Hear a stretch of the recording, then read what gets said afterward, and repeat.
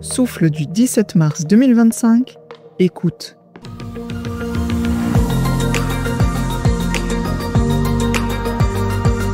Es-tu plutôt du genre planification, organisation, anticipation? Ou au contraire, aimes-tu te laisser porter au gré du vent? Quand bien même tu serais dans cette deuxième catégorie, sans doute as-tu une idée assez précise de ce que tu souhaites, de ce qui correspond pour toi à une journée réussie.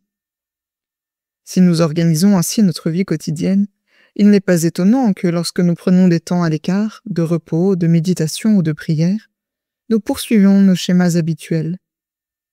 Si tu as déjà prié Dieu, ne lui as-tu jamais expliqué comment il devrait procéder pour que les choses se passent bien, c'est-à-dire comme tu l'imagines? Je plaide coupable.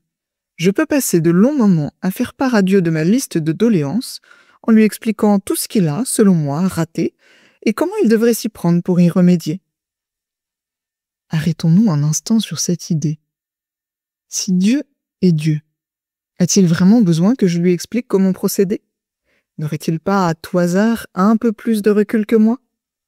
Et pourtant, dès qu'un imprévu survient, je recommence.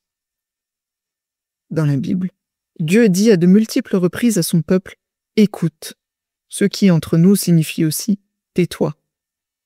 Croyant ou non-croyant, il est écrit pour toi « Écoute, Israël, le Seigneur notre Dieu est l'unique.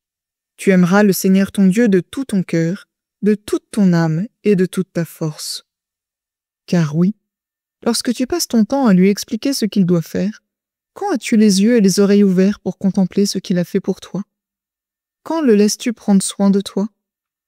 Quand acceptes-tu de lever les yeux de tes objectifs humains pour laisser son plan divin se dérouler dans ta vie? Alors voici une proposition de 3 petits pas pour apprendre à te taire, pour mieux écouter Dieu. Premièrement, tous les jours, offrir 5 minutes à Dieu, lui dire que tu es disponible pour lui, puis faire silence.